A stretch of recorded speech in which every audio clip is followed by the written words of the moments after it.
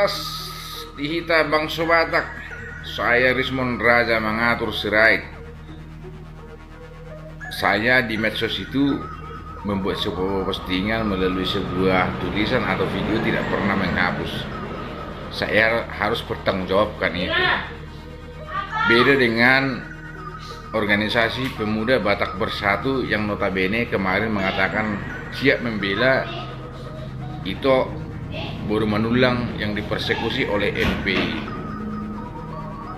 Tapi kenapa kalian mau mundur mendukung Ito itu? Video kalian itu membuat Batak itu marah sama PBB.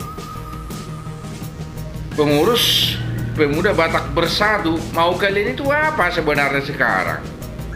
Setelah kalian unggah video itu ke Facebook, ke medsos, kenapa kalian hapus video itu?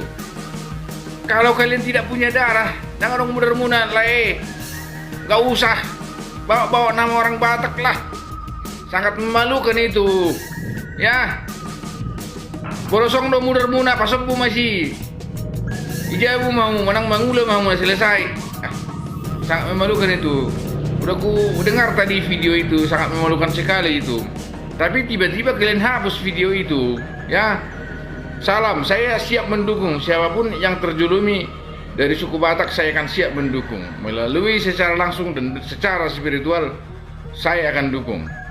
Salam, Horas dari Rismon Raja mengatur sirait.